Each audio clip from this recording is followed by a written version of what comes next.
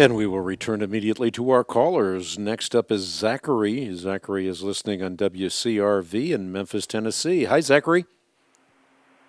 Hi, How are you? good. You sound like a young caller. That's because I'm 8. What's your question? Why did God come down to earth if he had a perfect life in heaven?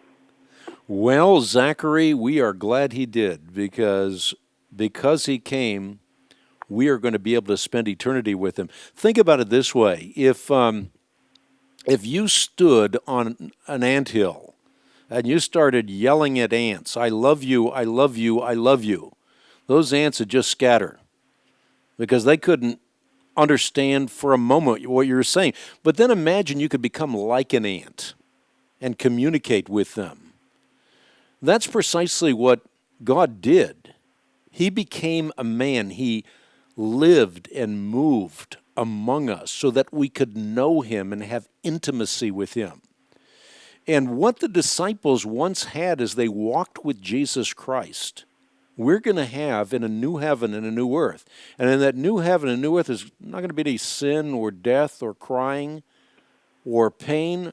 There's just going to be a relationship with God, and you are going to learn and grow and develop without error. Now you're learning, growing, and developing, but you're making mistakes as you go along. That's the human condition. But then you'll be able to do all of it without making mistakes. And you'll not only be able to explore God's created handiwork, but you're going to be able to explore God's nature.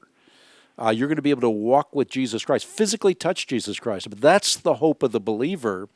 And Jesus Christ came down to earth to make that possible for us, to reconcile human beings to the God who loved them and created them, the God who knit them together, as the Bible says, in their mother's wombs. Mm-hmm. Make sense? Uh-huh. You get it? Uh-huh. Yes, sir. Cool. Well, thanks for calling, Zach.